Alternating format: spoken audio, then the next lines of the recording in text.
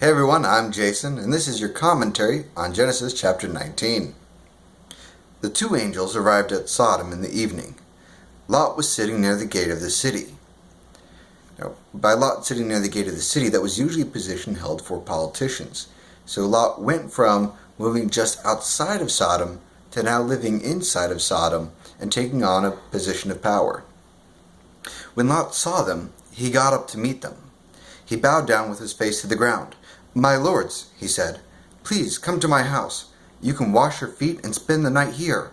Then you can go on your way early in the morning."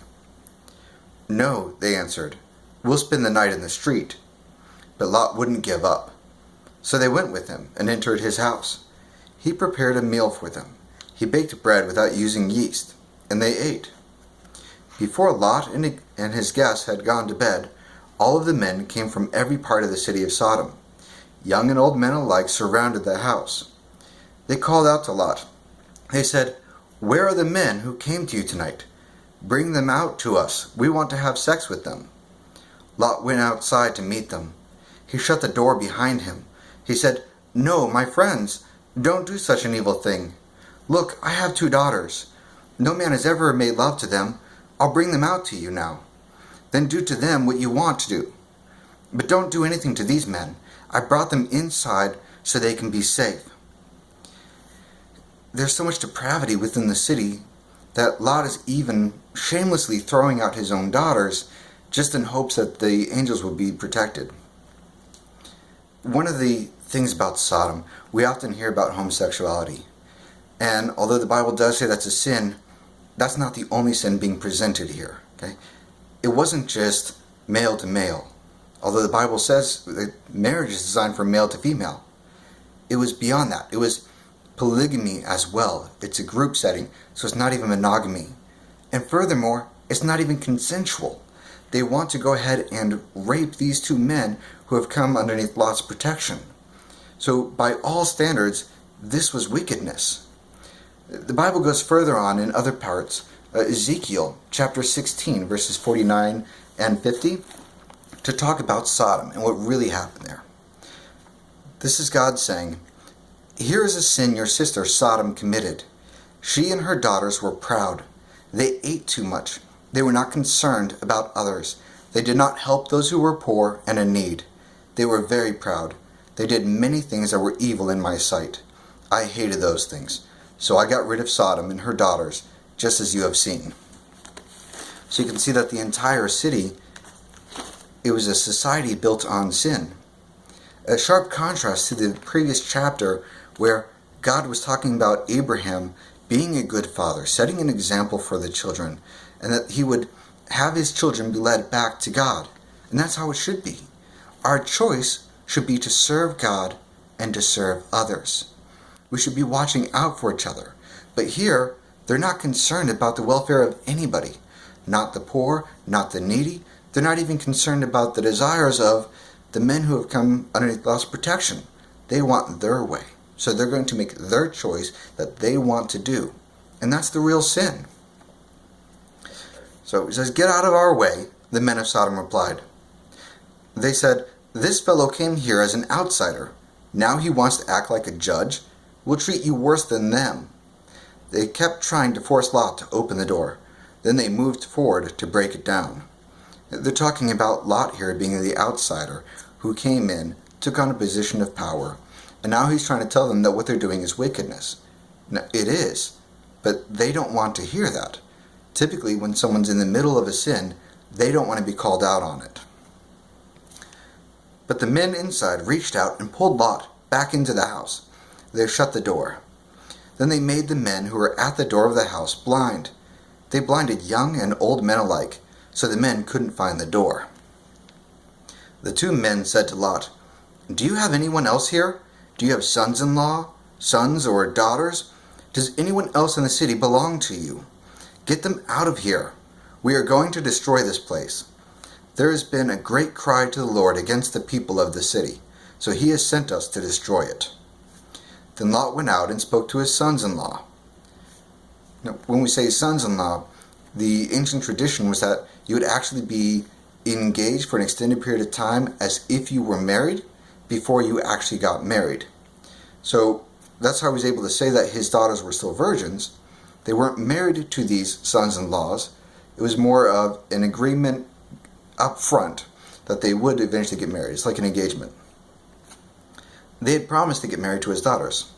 He said, "Hurry up, get out of this place. The Lord is about to destroy the city." But his sons-in-law thought he was joking. This is one of the problems of being too close to sin. Even if you yourself don't sin, if you get in the middle of it and you're surrounded by it, it really hurts your testimony.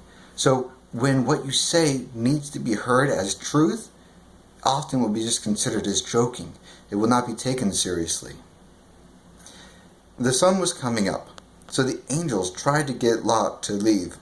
They said, "Hurry up, take your wife and your 2 daughters who are here. Get out. If you don't, you will be swept away when the city is punished." Lot didn't move right away, so the men grabbed him by the hand. They also took hold of the hands of his wife and 2 daughters. They led all of them safely out of the city. The Lord had mercy on them. As soon as the angels had brought them out, one of them said, "Run for your lives. Don't look back. Don't stop anywhere in the valley. Run to the mountains. If you don't, you will be swept away."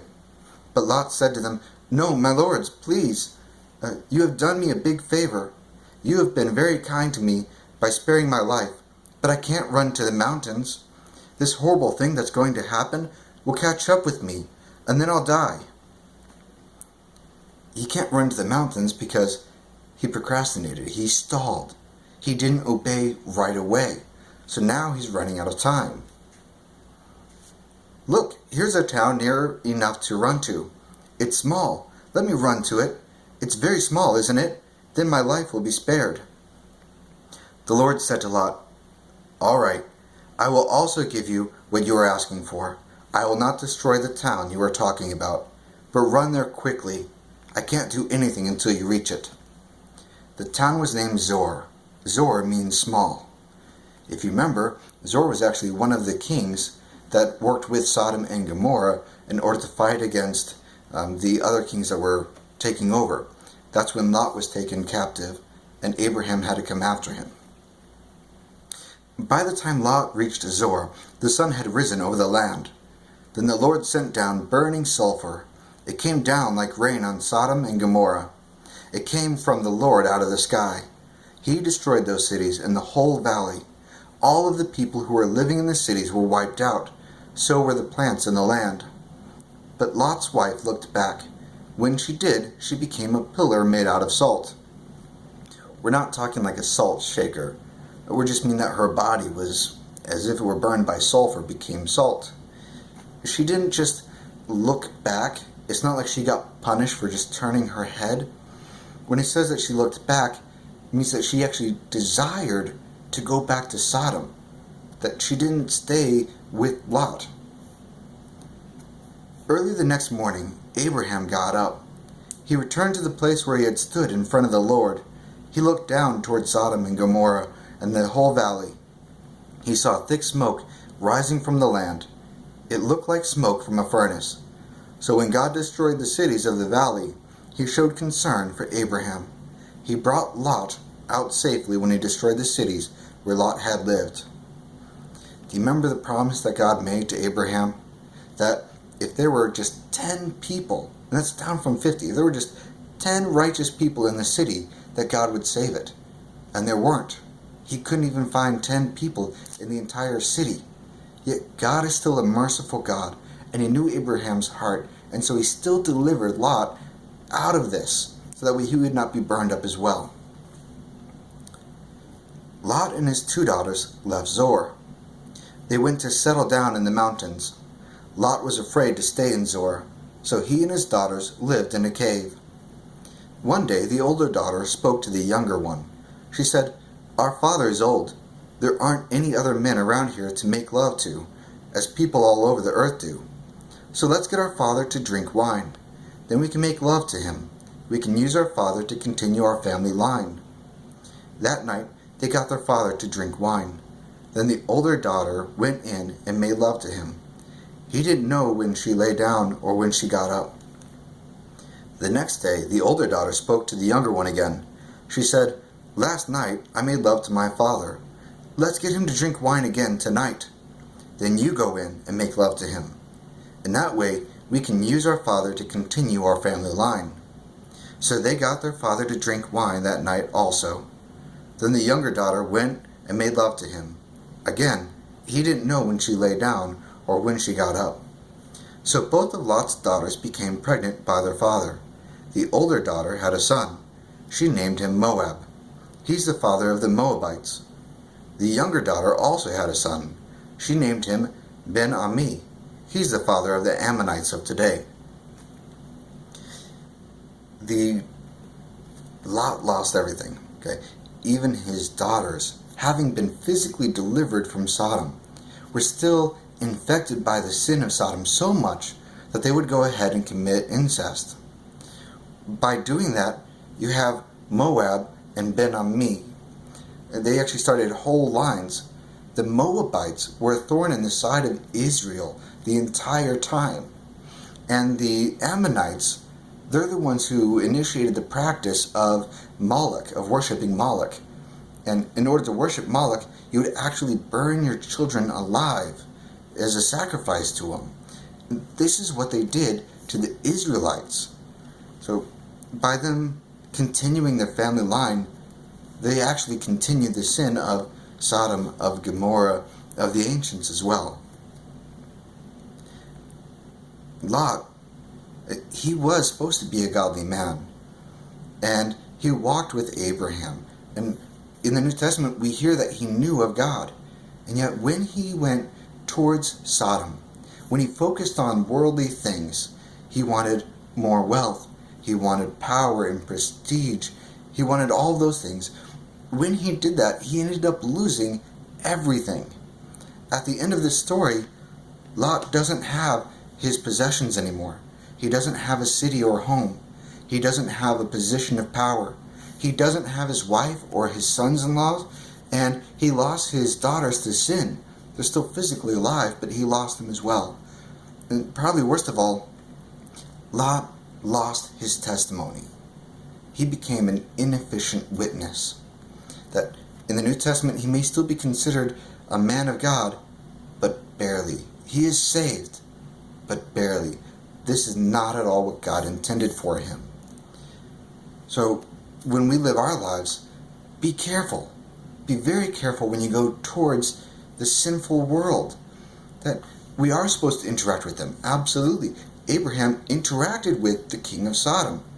But he also said, "I will interact with you, but I will have nothing to do with you as far as our relationship. It's not going to impact me. I don't want to be identified with what you are doing." So that is it for commentary on Genesis chapter 19. It's a little bit heavier of a chapter than we're used to, but thank you so much for sticking with me, and I will see you guys next time.